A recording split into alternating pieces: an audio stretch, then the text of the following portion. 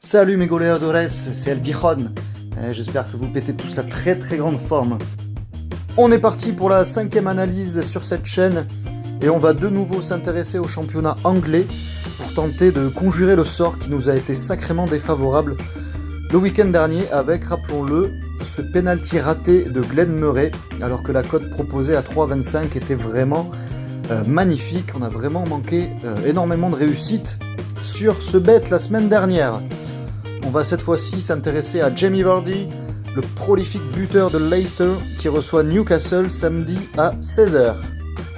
Je vous invite à bien rester jusqu'à la fin de la vidéo puisque cette fois-ci, l'historique sera important à analyser pour cette rencontre. Comme vous en avez maintenant l'habitude, on va tout d'abord regarder de près sa forme récente. Toutes compétitions confondues, il a marqué 12 buts sur ses 16 derniers matchs sans jamais inscrire de doublé. Il a donc marqué lors de 75% de ses dernières rencontres. Au sujet de la dynamique plus récente, il a scoré 9 fois lors des 11 dernières rencontres, soit 82% de matchs où il marque. Et il a également scoré 4 fois lors des 4 derniers matchs.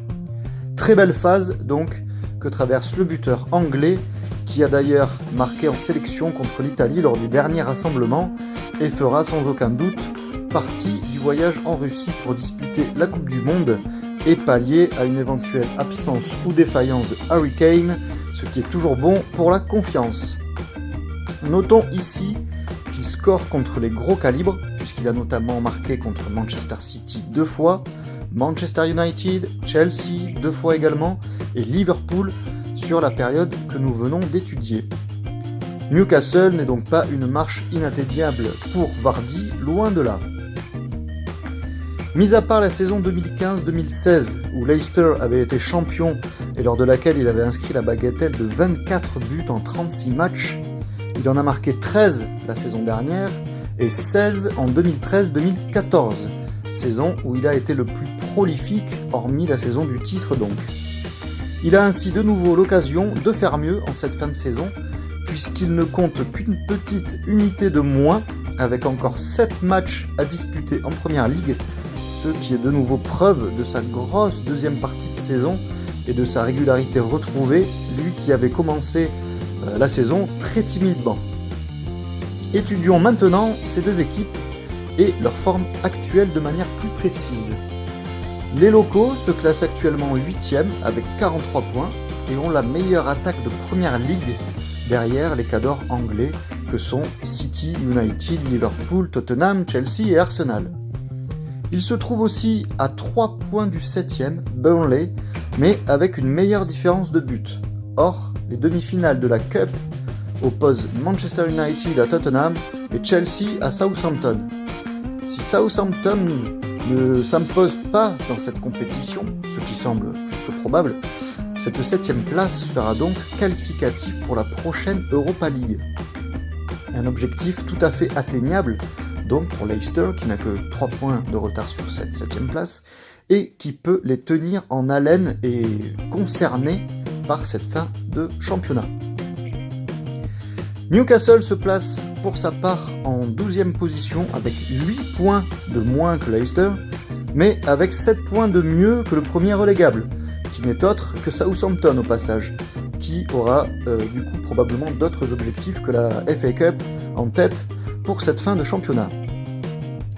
Il faudrait donc que Newcastle se fasse dépasser par 6 équipes en 7 journées restantes à disputer pour descendre. Très improbable donc. Ça sent la fin de saison en roue libre pour les Magpies. Les classements à domicile et à l'extérieur des deux équipes sont assez équilibrés par rapport à leur classement général, si ce n'est le fait que Newcastle a encaissé tout de même 25 de ses 40 buts hors de ses bases, soit 63% de ses buts pris, ce qui a son importance. Et pour finir, les deux équipes sont également dans une forme très proche dernièrement, mais Newcastle a évolué 3 fois à domicile lors des 5 derniers matchs, pour 3 victoires d'ailleurs, alors qu'elle n'en a disputé que 2 à l'extérieur en encaissant à chaque fois 2 buts au passage. Leicester n'a pour sa part disputé que 2 matchs à domicile sur les 5 derniers et a joué City lors de cette période. Prendre 8 points dans ce contexte est donc plutôt une belle performance. Au niveau de l'historique, il est cette fois légèrement en défaveur de notre buteur, qui n'a marqué qu'une fois lors de ses 4 matchs disputés face à Newcastle. Pas catastrophique, hein, mais on ne peut pas dire non plus que ce soit sa bête noire, mais pas terrible non plus comme bilan, et il conviendra d'en tenir compte au moment d'apposer la mise. Notons tout de même qu'en 2015, un penalty avait été obtenu par Leicester à la maison que Vardy n'avait pas pris, ce qui serait le cas samedi en cas de nouveau penalty. En revanche, au niveau de l'historique des confrontations entre les deux équipes, il faut noter que Leicester a remporté les 5 dernières confrontations contre cette équipe de Newcastle. La confiance est donc ici aussi largement à l'avantage des locaux. La cote maintenant. Eh bien, même si elle n'est pas encore sortie sur Bwin et qu'on la prendra bien évidemment là-bas si elle est meilleure, elle s'avère être quelque peu décevante.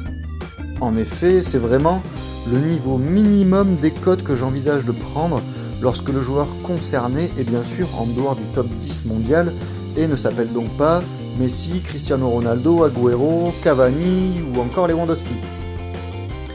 Si bien évidemment je ne m'attendais pas à du 2.5 ou 2.6 pour un tel spot, j'aurais aimé un 2.3 ou 2.35. La cote donc n'est pas dégueulasse non plus, hein, mais elle est un tout petit peu décevante par rapport à ce à quoi je m'attendais. Je sais que 0.10 ou 0.15 de différence sur un bet peut vous paraître dérisoire, mais je vous assure qu'une telle différence de cote à long terme changera considérablement le volume de vos gains, vos bilans et votre retour sur investissement. Je pourrais d'ailleurs faire une petite vidéo à ce sujet si cela vous tente. Dites-le moi dans les commentaires et je m'exécuterai si cela en intéresse plusieurs d'entre vous.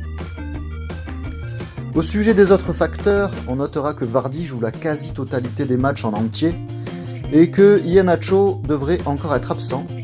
Peu de chance donc pour que Vardy sorte avant la fin de ce match. Il prend les pénaux et son équipe joue donc encore quelque chose en cette fin de saison, à l'inverse de son adversaire du soir qui n'a plus grand chose à craindre de cette fin de saison ni rien à en espérer. En partant de la mise minimum que j'appose à mes bêtes, la cadence actuelle que tient Vardy ainsi que l'optique de disputer la Coupe du Monde dans quelques mois me fait sans problème passer de 1 à 2% de mise. Le classement domicile et extérieur n'est pas décisif, tout comme la forme actuelle des deux équipes. Mais le fait que Leicester joue encore l'Europe alors que Newcastle est quasiment sauvé est rassurant pour notre bête. On peut donc le passer à 2,5%. J'aurais poussé à 3% si ce match était arrivé un tout petit peu plus tard dans la saison, mais les Magpies ne sont pas tout à fait sortis d'affaire, même s'il faudrait un cataclysme pour qu'ils descendent. L'historique, lui, est légèrement en défaveur de Vardy, son historique personnel, mais cela est compensé par le fait que Leicester soit sur une série de 5 victoires consécutives face à son adversaire du jour. La cote, en revanche, quelque peu décevante, me fait redescendre ma mise à 2%. Avec une cote à 2,35, j'aurais sans problème conservé une mise à 2,5%, mais la cote n'est pas suffisamment mince non plus pour que je baisse davantage ma fiabilité. On part donc sur une nouvelle confiance à 2% pour un petit but de Jamie Vardy ce week-end. Voilà mes goleadores, j'espère que cette nouvelle analyse vous aura plu. Je compte vraiment sur vous pour la liker, la commenter et la partager, c'est très important pour moi. J'essaie de vous faire plaisir en postant des pronos de qualité chaque semaine et si vous souhaitez que je puisse continuer à le faire encore longtemps, j'ai également besoin de vous. J'ai besoin que vous soyez vraiment actifs sur cette chaîne en likant, en commentant et en interagissant.